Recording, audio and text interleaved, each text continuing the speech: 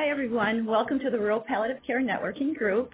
Our educational session today is called PTSD, the Unrecognized Symptom. And I'm happy to welcome our speakers today, Carolyn Schauer and Dr. Jorge Ramirez. I'll introduce Carolyn first and then Dr. Ramirez with a little bit of a bio on each of them. So Carolyn is from the Veterans Integrated Services Network, VISN, Extended Care and Rehabilitation Service Line, and Hospice and Palliative Care RN Program Manager. Carolyn has worked in the VA for 7 years, along with Medical Director Dr. Ramirez, has helped develop hospice and palliative care services in 8 VA medical facilities in the 5-state region.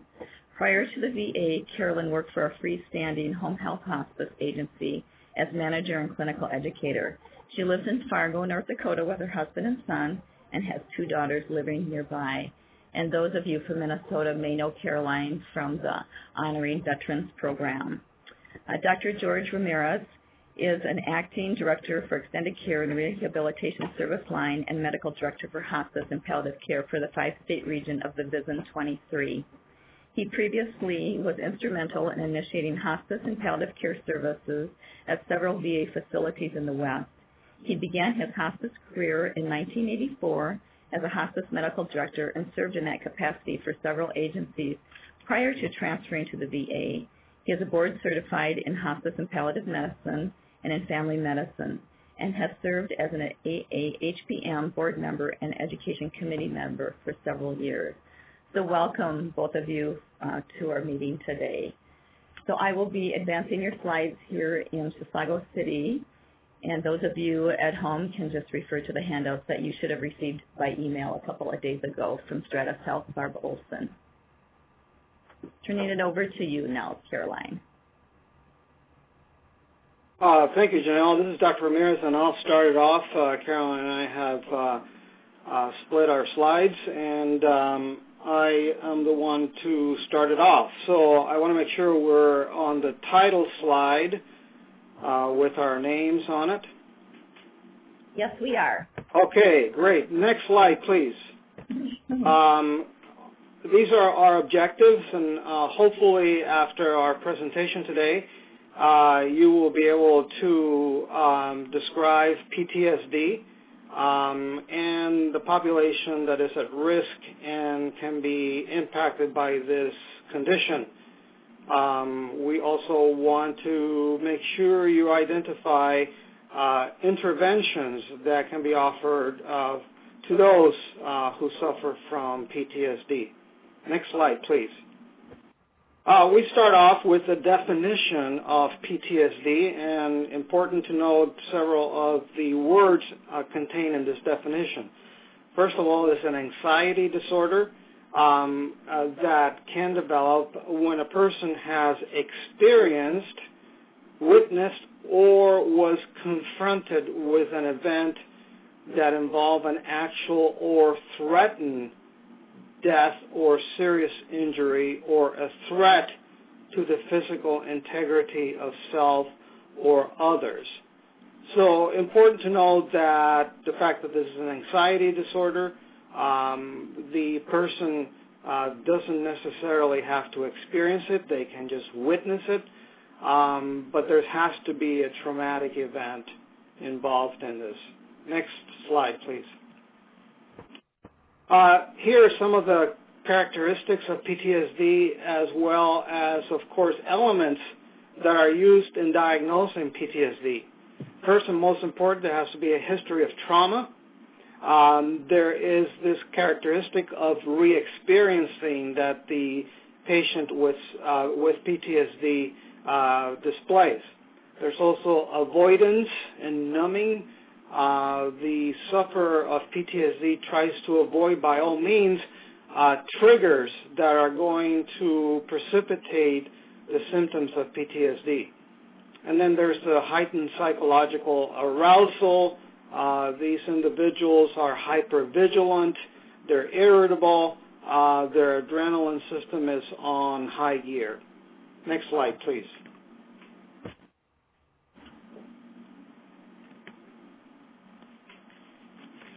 Okay. Common traumatic events, that should be the title of this slide.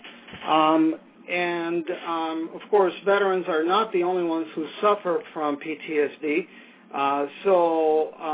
Here is a list of common traumatic events: abuse of any kind, physical assault, traumatic experiences such as war, combat, catastrophic events, and of course major medical illnesses also are included in that.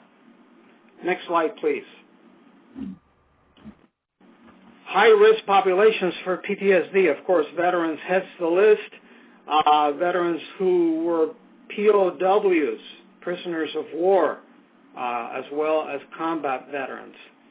Refugees, we have the situation in Syria going on right now, and of course that population is at high risk to develop PTSD. Inner city, urban folks, poor neighborhoods, patients who are admitted to ICUs and surgical trauma wards, burn units, as well as victims of disasters, traffic accidents, etc. So as you can see, there are many people at risk to develop PTSD. Next slide, please. This is the slide that looks at the prevalence of PTSD, which, as you can see, is about 7.8% of the general population in our country. And then some populations that may be at higher risk, such as women who are twice as likely to develop PTSD as men, a lower socioeconomic status population, lower educational level. When the trauma and the peritraumatic dissociation is present and the trauma is cumulative, there is much higher risk of PTSD, meaning that when there are several traumatic events and when the individual dissociates from the traumatic event around the time of the traumatic event, the prevalence increases. And then, of course, combat veterans, which have about 60% prevalence of PTSD. Next slide, please. Who is at risk? Again, looking at specific populations, at individuals who may be at a higher risk. We know that a number of sufferers of PTSD may recover with no or limited interventions. We also know that the severity of the initial traumatic response is a reasonable indicator of the need for early intervention. And important to note that families and caregivers are crucial in the treatment plan for individuals suffering from PTSD. Next slide, I'll turn it over to Caroline.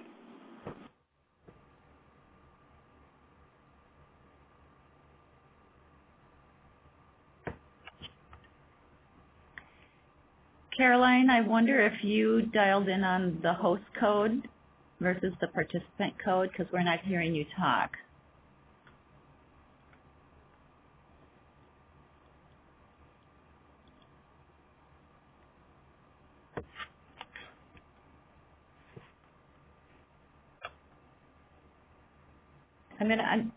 Caroline, are you on mute?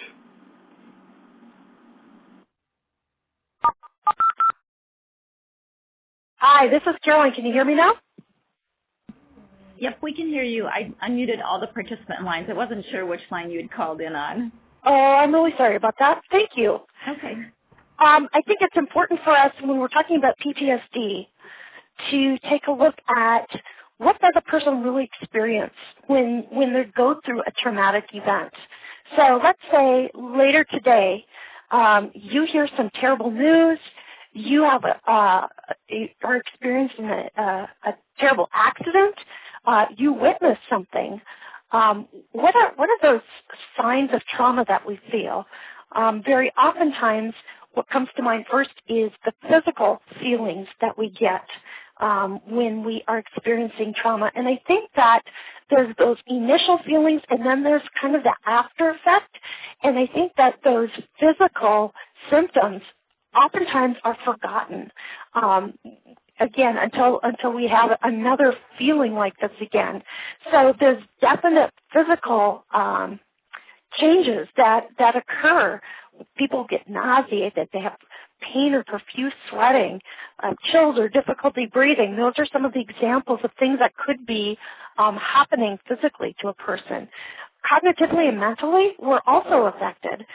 We could have memory problems that may be likely that we blame someone else. There could be some confusion, poor concentration, poor decision-making. And then we'll go to the next slide. Emotionally, we're also affected. So emotionally, we may have feelings of shock, or we may be agitated or scared. We may feel guilt or grief.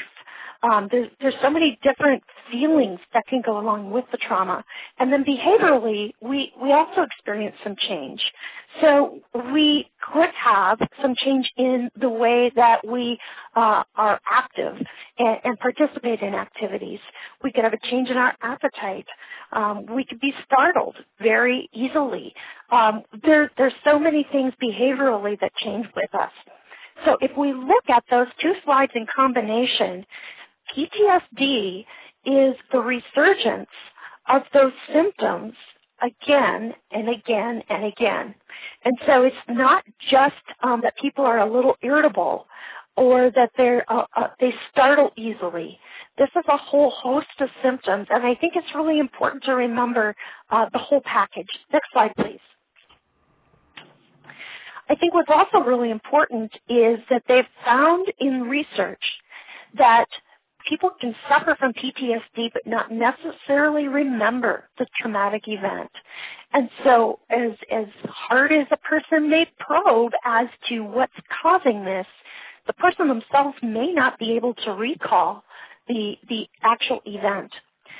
There has been some work done with patients with dementia, and it is fairly consistent that those with dementia are still able to recall some of the traumatic events that they experienced, particularly in war. And so this is something that we really need to be cognizant of, because this isn't something that we can easily explain away or help this person easily resolve. This is something that it requires a new set of skills. Next slide, please. We just need to be aware that people can have very adequate coping mechanisms most of their life, but things can trigger PTSD, things such as life changes. So big things, even though they may be happy for that person, such as retirement, can be such a profound change that coping mechanisms are altered and people start to experience symptoms of PTSD. Also, grief and bereavement or suffering from a terminal illness themselves can bring about symptoms of PTSD. So this is really important for those of us who deal with patients at end of life. Our palliative care and our hospice care patients, as care providers, we may be the very first individuals to witness symptoms of PTSD. This may be a brand new condition previously not diagnosed. And so it's our role and our responsibility to be able to address this and identify ways in which we can help that individual. Next slide, please. Same with the PTSD and the dying process itself. The dying process itself actually is quite a bit of work. This is not something where I'm talking about physical pain or groaning or suffering, but just the sheer length of time that it sometimes takes as that body wears down, even though that may be just days or weeks, the individual experiencing that is having to cope all the way through that, and that coping mechanism may be altered as well. Things start breaking down, and that includes our ability to cope with what's going on around us. Therefore, during that time when physical changes occur, there might be experiences of PTSD for the first time as well. So again, we want to make certain that we watch for these things and don't just attribute what is happening with our patient to, oh, that's just restlessness due to the dying process. Again, we want to just make certain that we pay attention and listen to what that patient's telling us. Next slide, please. I don't know how many of you as practitioners have heard patients say that they don't want to take their pain medication, their opioid, because it makes them have bad dreams.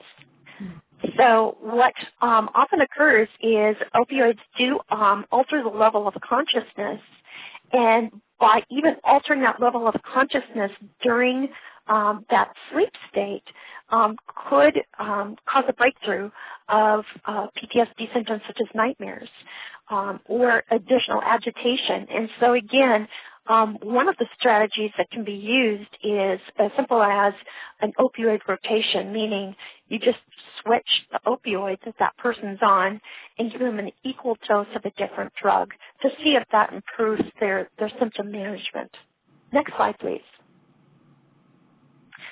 It's very interesting in looking at PTSD and the work that's been done with the advantage in the VA of working closely with the Department of Defense. And we are always learning through research what we can do additionally to address PTSD and in terms of treatment.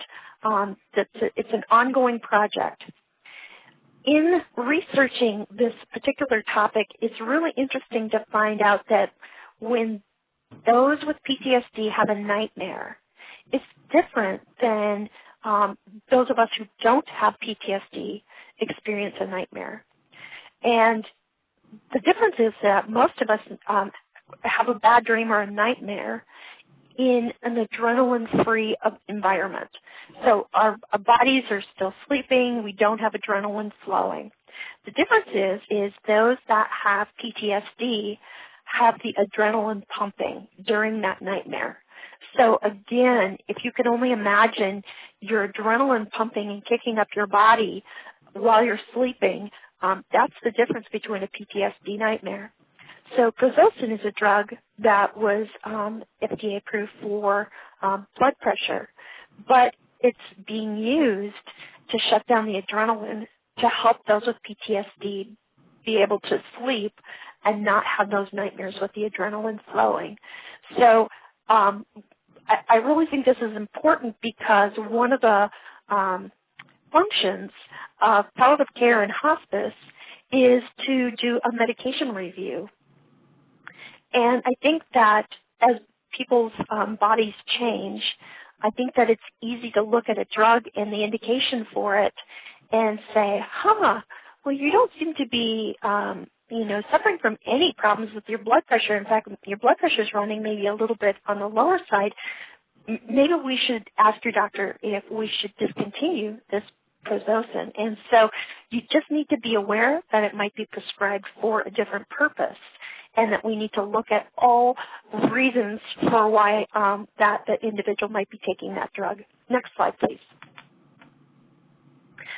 So there are 3 symptom types, and Dr. Ramirez alluded to those in the beginning. There's a repetitive or re-experiencing type where, again, people keep having the disturbing memories, the nightmares, flashbacks, and again, those flashbacks also include the actual physical symptoms, that adrenaline pumping. So again, this may be happening over and over and over again to individuals. The next kind of PTSD might be avoidance. And that is a real attempt to avoid any reminders of the trauma. And that means behavioral, cognitive, emotional. You just really try to stay away from anything and everything that has to do with that trauma. The third type is hyperarousal. And if you can imagine a soldier ready for battle with his firearm in his hands, watching for the enemy and waiting, that's kind of a picture for me of hyperarousal, in that person is on edge. They are waiting for something bad to happen. They're constantly looking, and they could be doing this for a prolonged period of time. So they're very irritable. They're very angry. So again, this is another symptom type. Next, please. I thought it was particularly important to look at this study because, again, this was a longitudinal study that was, done way back from 1945 to 2000. And so I think that we learn a lot from our veterans that have gone through a lifespan. And I think that it also helps us understand coping mechanisms and this whole phenomenon of PTSD a little bit better. So if you look at the first year after discharge from the war, PTSD was right around 70% of all of the veterans that served. As their lives continued, you can see the dramatic decrease in PTSD symptoms, the lowest being during that 1970 to 1979 period. What's interesting, though, is as people are aging and nearing the last part of their life, symptoms are actually increasing again. And so that's the phenomenon that we really want to be honing in on and looking at is, what's happening within our veterans as they age that causes them to perhaps have an increase. Next slide, please. So there are different ways that they have started looking at PTSD. One way is a lifespan developmental approach, and that's, again, much like the chart that we just looked at. It is looking at its military experience early in life and then how it affects the veteran in different areas of their life as they age. So one of the models is the late onset stress symptomatology. And again, these are veterans who have seemingly done just fine until they get to late life. And then they have the experience of PTSD brought on by age stressors. Next slide, please. As Dr. Ramirez reviewed with us, PTSD is actually an anxiety disorder, and you need to have a certain number of symptoms that qualify you for this actual diagnosis. But what they're looking at is, could it be possible for people to have partial or subsyndromal PTSD where they only have one or two symptoms, but they're still suffering? So again, we look at this in a very broad sense of the term, and we look at any symptoms that an individual may be suffering from, and not necessarily looking at the actual diagnostic components of PTSD. Next slide, please. So I want to show you also the individuals that had experienced poor general health, and these slides are kind of difficult to look at, but as people aged and they had experienced PTSD, their health was poor, and as you look across, the highest line is, does that have experienced PTSD and have experienced poor general health? The next slide, please. This slide also doesn't show all of the markers on there, but this also shows in the last bar the people that experience PTSD also having the most mental distress. So correlation between poor general health and mental distress. Next slide, please. We have a holiday approaching, and that would be the 4th of July. I personally can relate to the fact that loud banging noises may not be particularly appealing to people who have been in combat and have heard loud booms or cracks before in their life. But I did not realize the magnitude of it until I worked at the VA on the Community Living Center, and I worked there on the 4th of July. And I was astounded at the number of veterans as I went from room to room to care for my patients who said, this is the worst holiday ever. Why did they create this holiday? This is so awful. I can't wait until this day is over. And it was really profound. And so I think that it's just really important that in many of our frameworks, we're thinking of celebration, family get-togethers, and celebrating our independence. But I think that it's really important that we remember the price that many of our veterans have paid for that freedom, and that this day is not only a difficult day for them, but it's also more of a day of remembrance, and it could be a day of re-experiencing as they are reminded over and over again with the loud noises that they may hear of their past combat. Next slide, please. Again, we talked a little bit earlier about the Department of Defense. I think that there's some really exciting things that are going on with mental health care. Prolonged exposure therapy is one of the clinical trials, and they actually did this with women veterans back in 2007. Prolonged exposure therapy also involved adding a virtual reality environment. So I'm not a gamer, and I'm a little too old for that in my estimation, but my children are involved in that, and I have an 18-year-old son who's very much into that. So what we can understand of this is that there is a simulation of the exact combat experience that veteran seems to be struggling with the most. So they will go ahead and create that experience virtually, and they will adopt an avatar, which is themselves, and then they will experience the battle again and look at ways in which that they can respond and cope. And then they go over and then they do it again, and they look at ways in which they can respond and cope with that particular scenario. And although it in a way kind of defies logic because they're being exposed again to the same trauma that they're suffering from, they have actually found this to be extremely beneficial. So we're very grateful for the advancements in medical science that have been made. Next slide, please. This, I think, is important when we look at PTSD.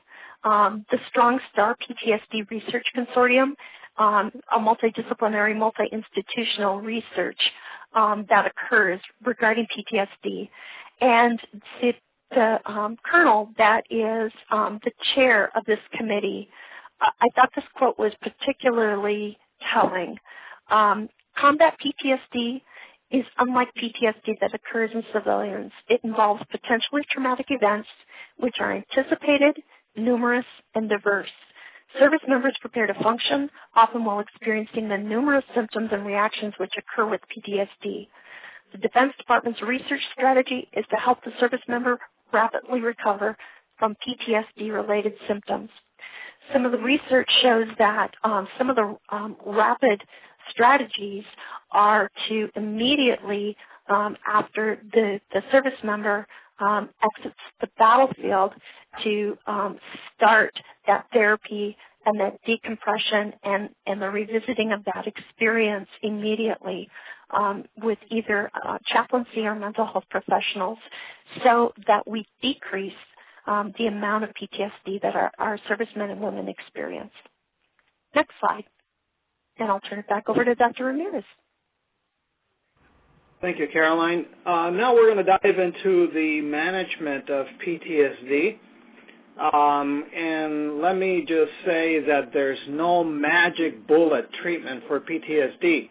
It involves several strategies that involve non-pharmacological as well as pharmacological interventions, and also the management of comorbidities that are closely linked to PTSD.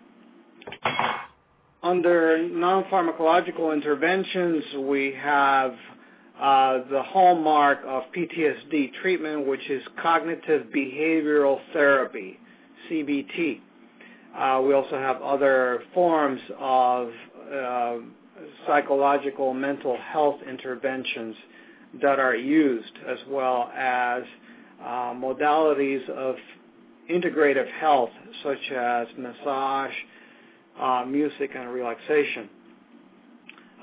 Depression and substance abuse are closely related to PTSD, and therefore those need to be managed when they are present.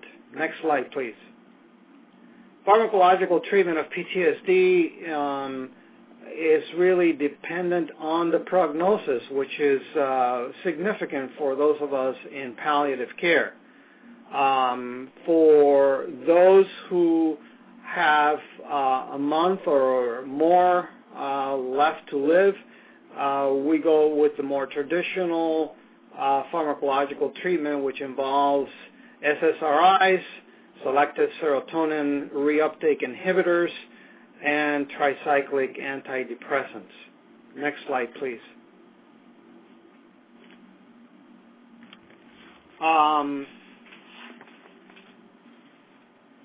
This slide, which should be titled PTSD Management Over Time, I'm not really going to go into details, but what this shows you really is that during the course of the PTSD as an illness, patients can recur with symptomatology, and that we may need to reach deeper into our treatment toolbox to use different modalities of treatment, both pharmacological and non-pharmacological.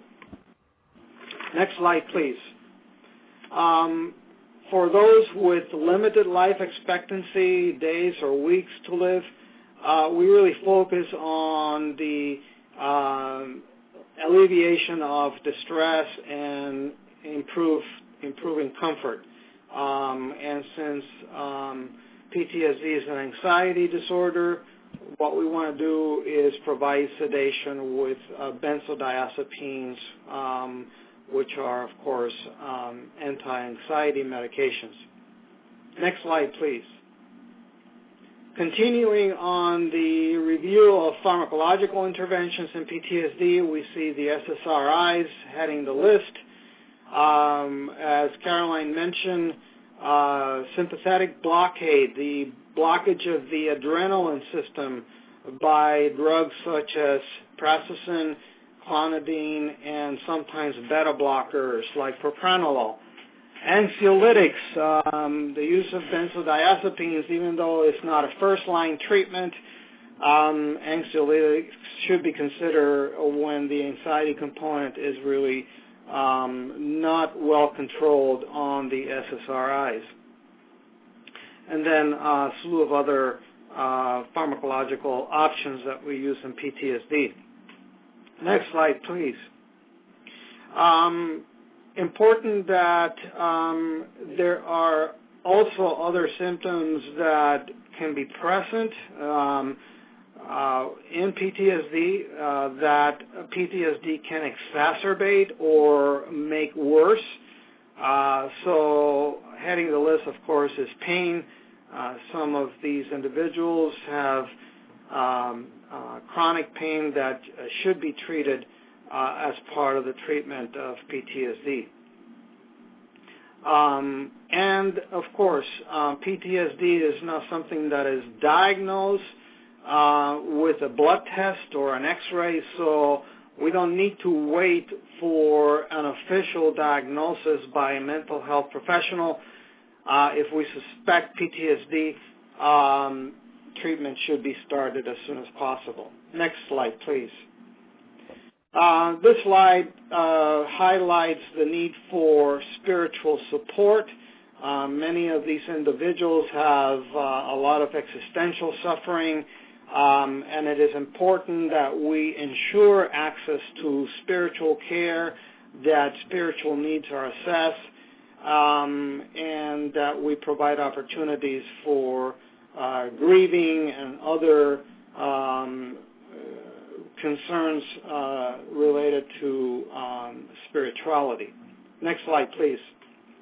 We also need to facilitate social support. I mentioned at the beginning how important it is for families and loved ones to be involved in the care and treatment of patients with PTSD.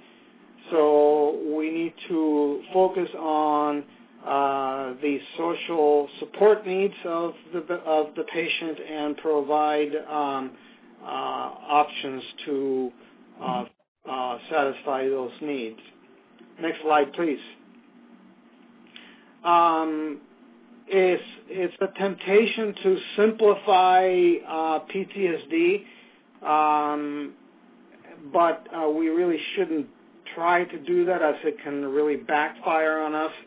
And it's important also to understand that some PTSD sufferers are just struggling with what they see and hear in their mind over and over again. Again, this re-experiencing. And these individuals really can present with a mixed bag of emotions that could be going on all at the same time, or the individual could be flipping from being angry to being sad to experiencing physical symptoms such as nausea. So it's really important to be open-minded about individuals who are suffering from PTSD. Next slide, please.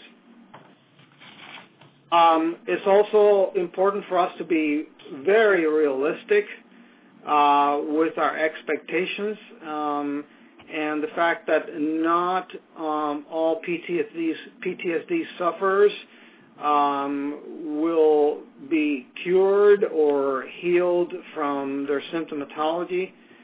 So we need to do our best to provide the support, the spiritual, the social support, and be totally open to provide the care and assistance that the patient and family need. Next slide, please. We're going to now go into how each one of our interdisciplinary teams can participate in the treatment of patients with PTSD. And we need to use really all the strengths of the team members to effectively provide care and treatment for PTSD. And, of course, those of us in hospice and palliative care know very well the effectiveness and the potential positive impact of working as an interdisciplinary team. Next slide, please. For physicians, nurse practitioners, physician's assistants, that category that we call providers in the VA, it's extremely important that we assess for symptoms and that we consider the diagnosis of PTSD, particularly when we see conditions that could be diagnosed or termed delirium or anxiety, it's important to consider, particularly if we're caring for patients who fit one of those high-risk categories, that we consider PTSD as a possibility. And that we treat, again, no blood test, no x-ray is going to diagnose this condition, so if we're suspicious, we treat it. Important to teach the patient and family. Again, this is like preaching to the choir. In hospice and palliative care, we know the importance of educating the patient and family, and it's not any different when we're dealing with patients with PTSD. Next slide, please. Hi, this is Sue. In terms of nursing, the role of nursing, even though nurses cannot diagnose within their license limitations, it is important that nursing plays their important role in identifying who is a veteran, who is a patient who may be in one of those high-risk categories for PTSD, and that nurses can alert the rest of the team, including the providers, so that PTSD properly identified. Important to note that once PTSD is diagnosed or identified, that nursing takes particular care in approaching PTSD patients carefully and cautiously. These patients are easily aroused. They're on a high adrenaline surge constantly, and these patients are at high risk to be totally shocked by even the most minimal stimulus.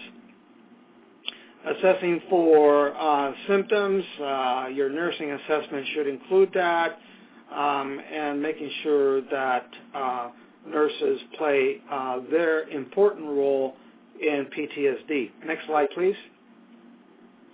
Nursing assistants, as we all know, sometimes spend more time with our patients than the other members of the team. So we need to make sure our nursing assistants are aware of PTSD, are aware of the symptoms, and that they feel comfortable alerting the rest of the team when they believe they're seeing symptoms of PTSD. Again, we need to teach our nursing assistants what patients with PTSD can go through, and the fact that they need to be approached carefully and tenderly. Next slide, I will turn it over to Caroline. Also, really invaluable members of the team. And we are so grateful for the work that they do.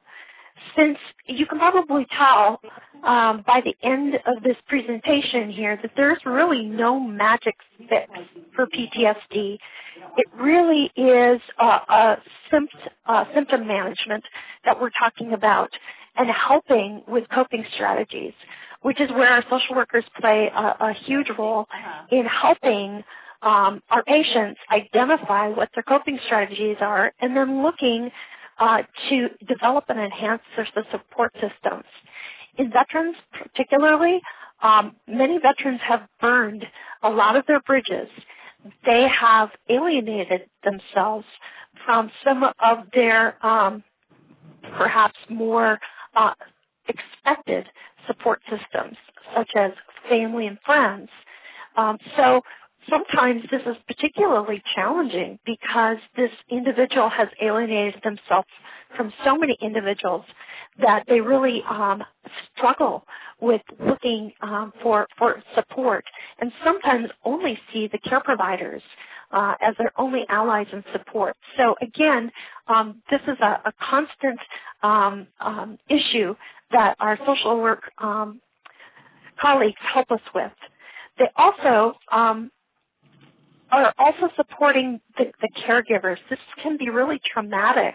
If this is the first time that a patient has exhibited PTSD, caregivers, may be going through a whole gamut of emotions, wondering why now? Why haven't they ever said anything?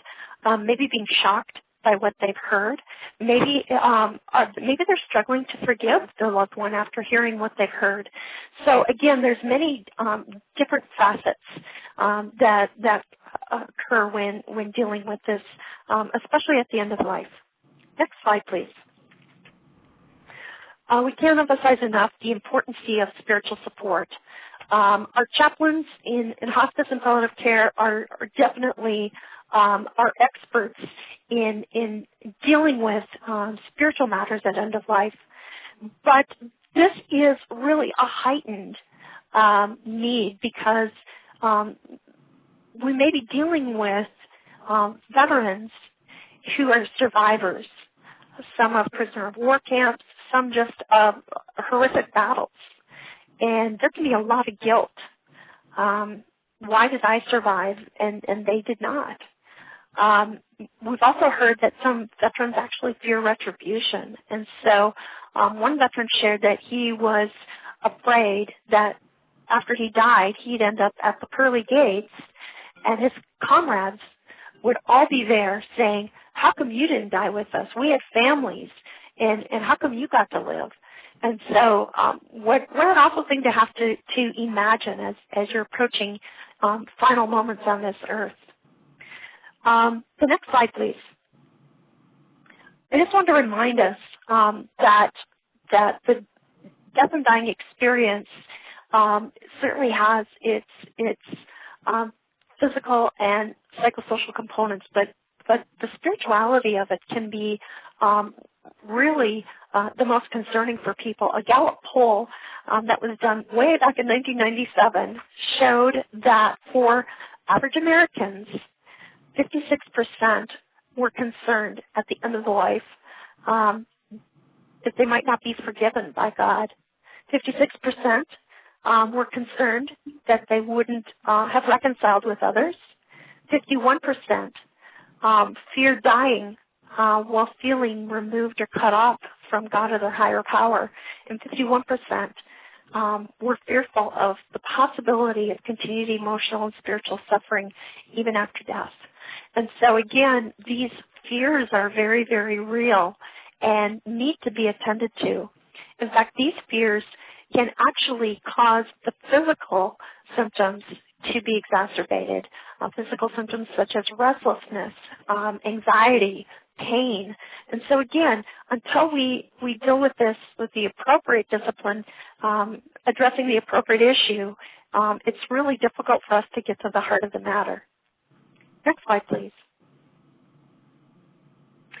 Our psychology colleagues are really the experts in the field. We learned that cognitive behavioral therapy, for those who are able to be diagnosed early enough and receive treatment, cognitive behavioral therapy is really the treatment of choice, and that's the best way in which to address PTSD. We also know that disease can affect people's longevity, and if this is something that is appearing for the first time, people may not have either the energy or the luxury of time in dealing with some of these things. And so we need to modify our treatment plan based on the time that we estimate that person has remaining. Next slide, please.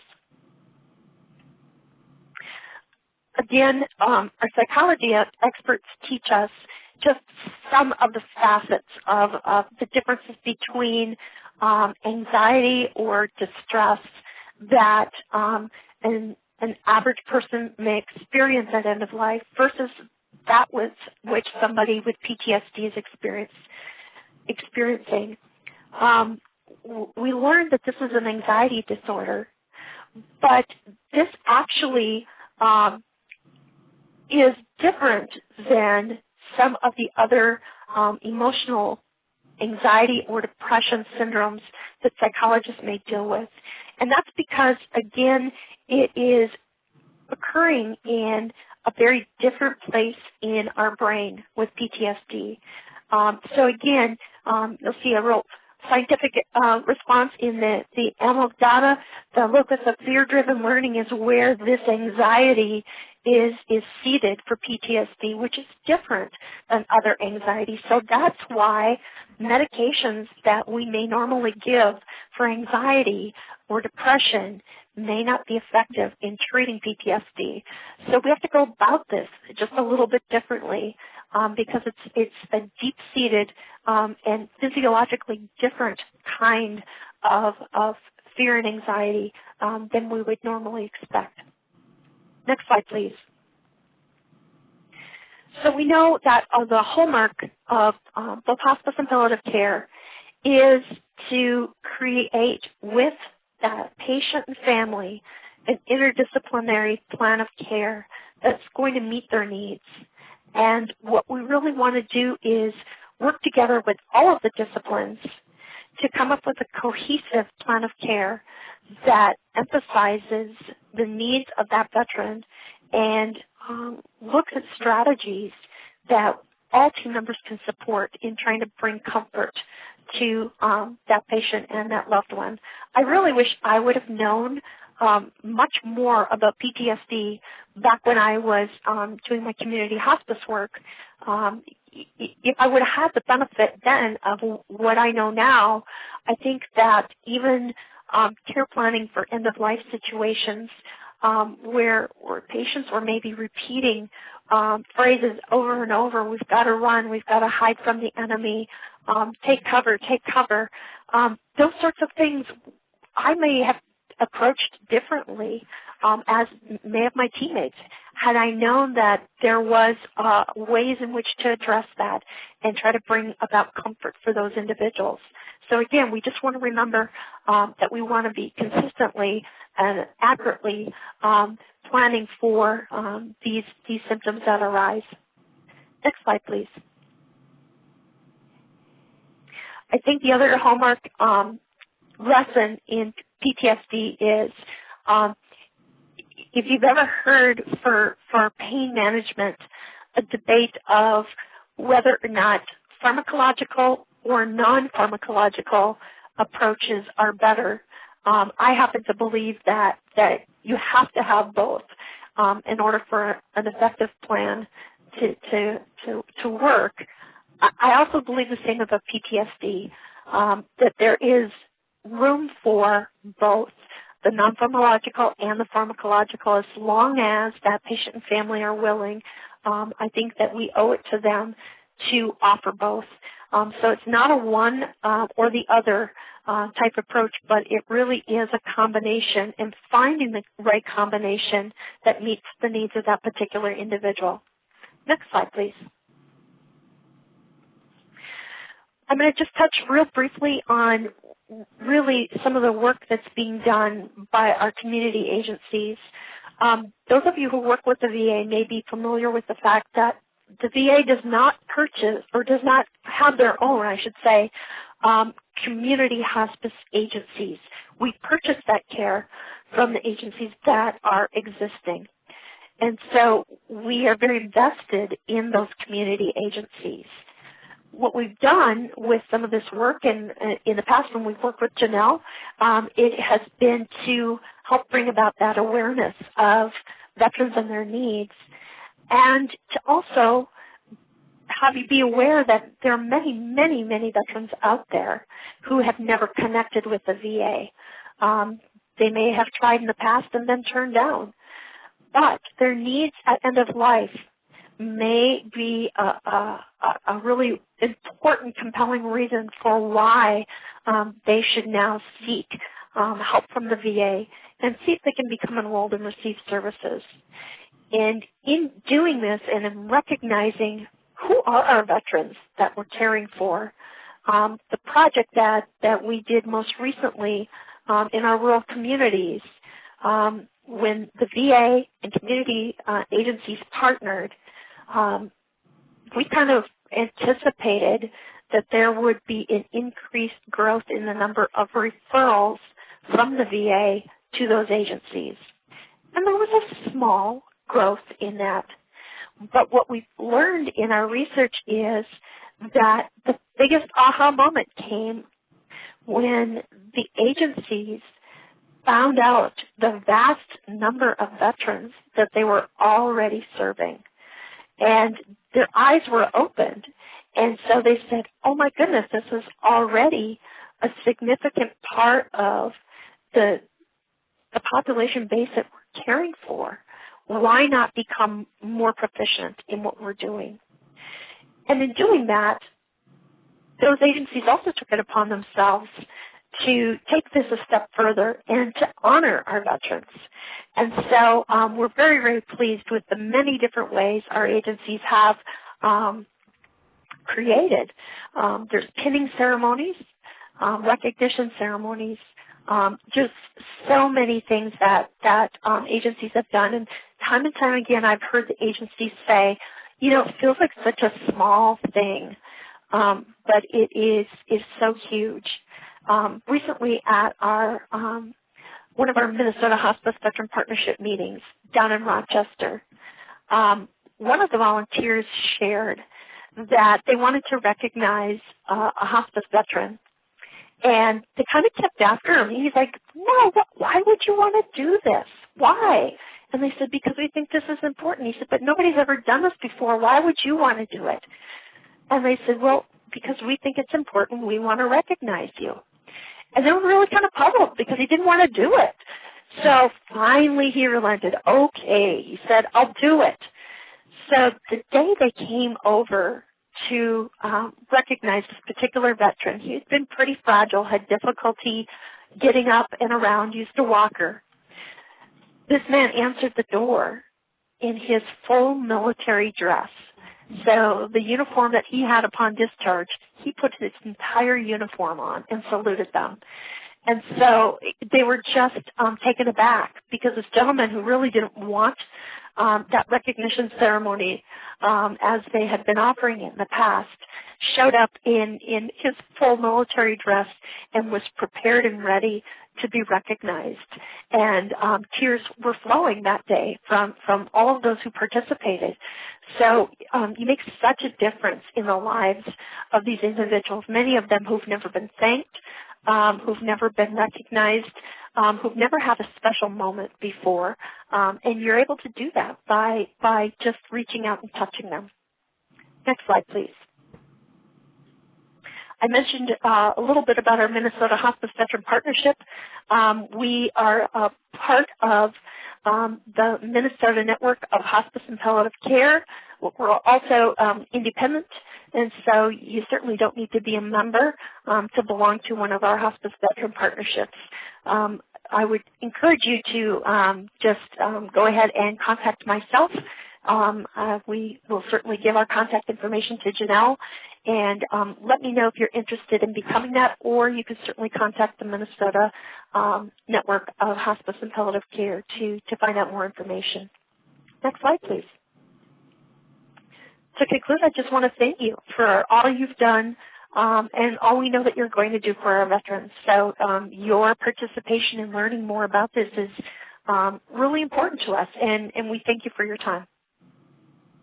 Thank you, Caroline and Dr. Ramirez. This was such an interesting presentation, and I learned a lot, and the people around the room here are nodding their heads as well. I would like to open it up now for questions for those either here in the room or those on the phone line.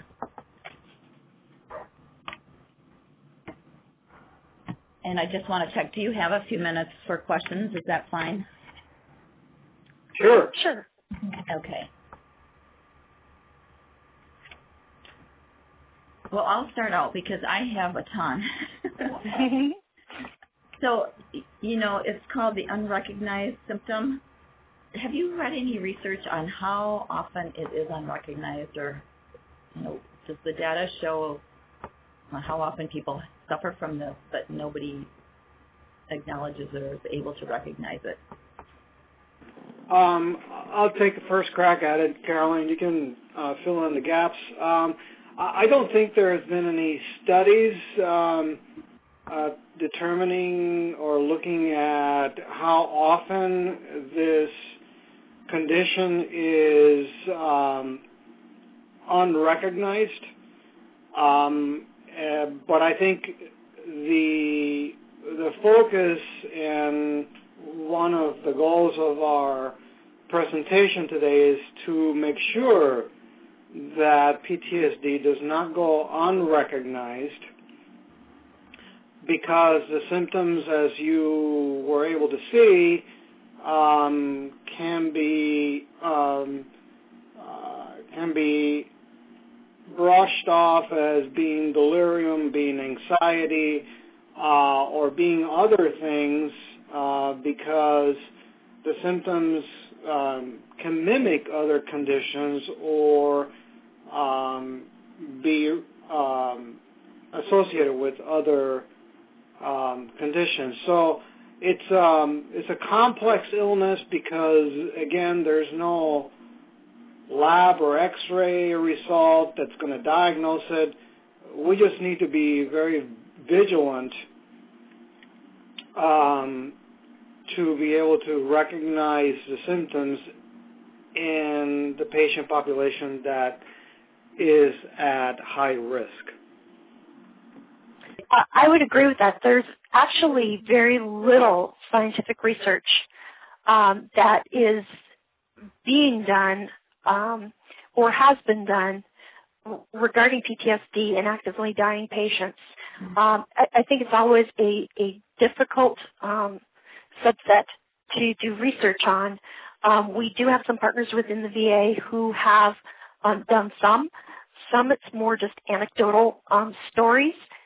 I think that the unrecognized portion comes from personal experiences, just knowing that much of the anxiety and restlessness, that those kind of behaviors oftentimes are just lumped into a big, we don't know what this is and we don't know what's causing it, but we're going to try to make the patient comfortable. And I think having little clues and knowing more about why this person is acting the way they do gives us an additional set of strategies to help that person cope with that particular symptom as it comes up. And it reminds me of, delirium. Delirium can happen, as we know, like in a nursing home resident that develops a urinary tract infection. And people might say, wow, their dementia is really bad today. Yeah, it's been really, really bad. It started yesterday, maybe even the day before. Wonder what's up. And until we open our eyes and say, oh, my goodness, this may not be dementia. This may be delirium caused by a urinary tract infection. We should check for that, and then we should treat that so that we can treat the delirium. It's not a component of the dementia. It's something else.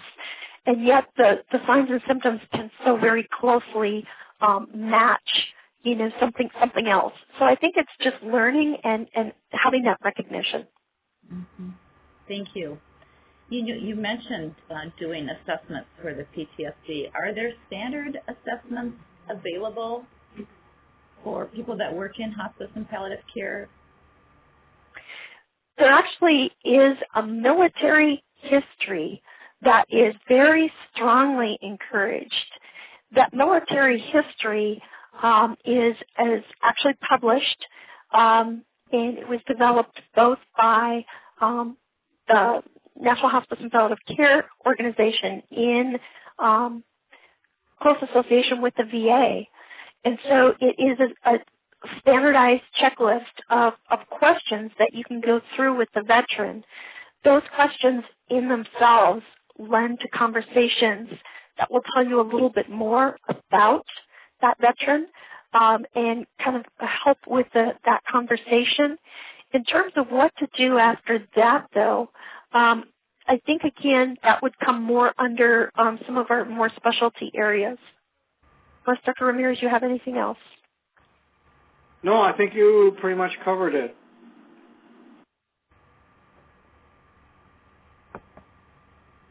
Okay, thank you so much.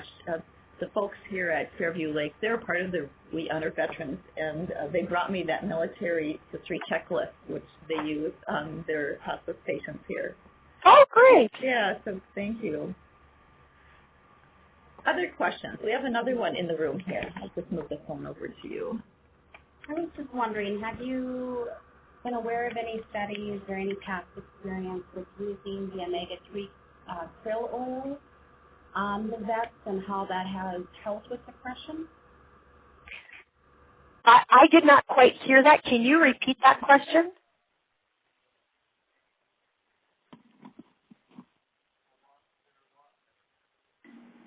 I couldn't hear it real well either.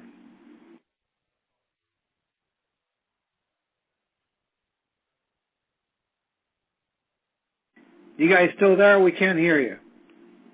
Yeah, I'm afraid we can't hear anything now.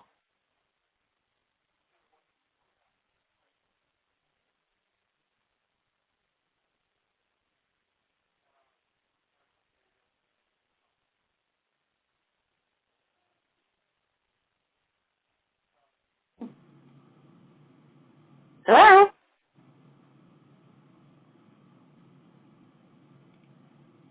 I think we may have lost everybody.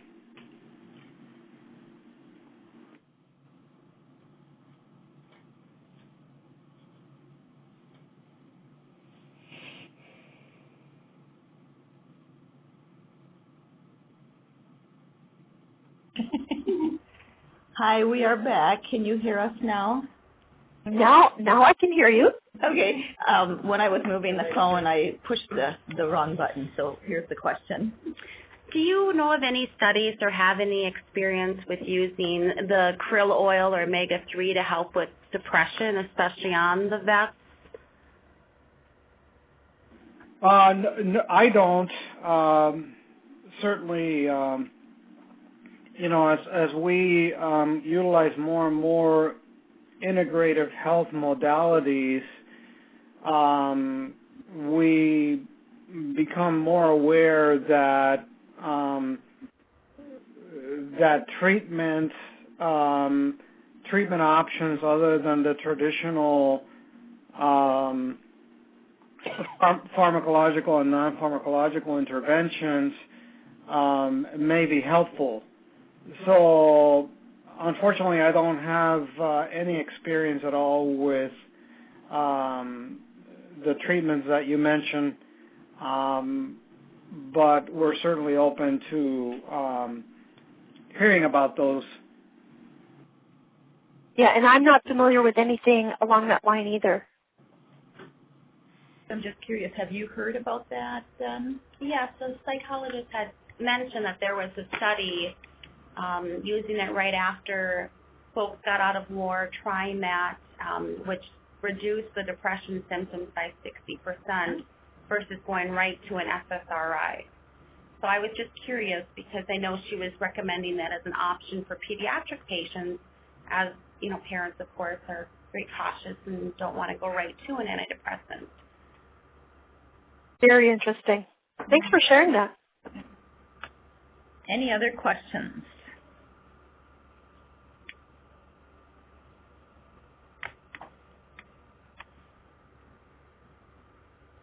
So what kind of assistance is available for veterans that are off of active duty?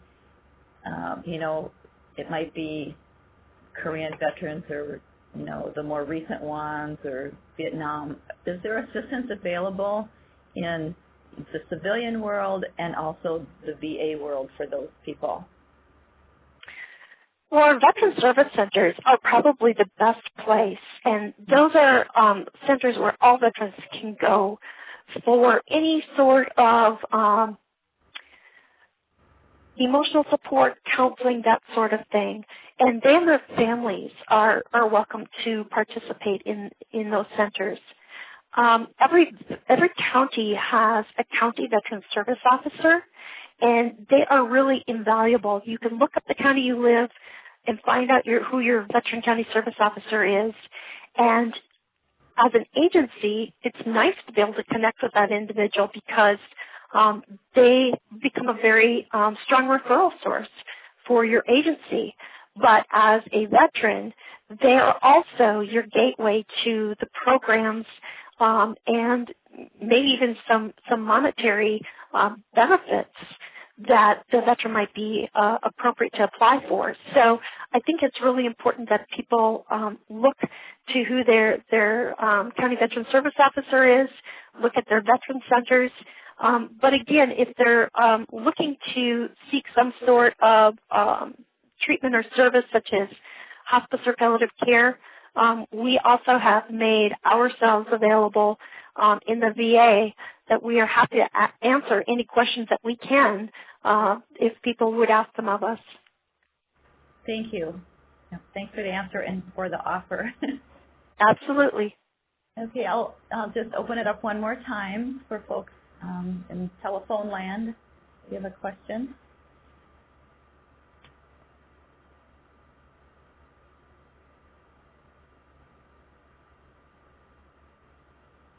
Okay, well, thanks again, Caroline and Dr. Ramirez. We really appreciate your time and this valuable information. The next part of this meeting will be the round-robin discussion, and feel free to participate or listen in, or knowing you're both busy, it's fine if you disconnect as well. But just thanks so much for presenting today. All right, well, I think I need to disconnect, but I thank you for the opportunity. It's been a pleasure. Thank you all for the opportunity. We appreciate your work with the veterans we serve. Thanks. Goodbye. All right. Bye-bye.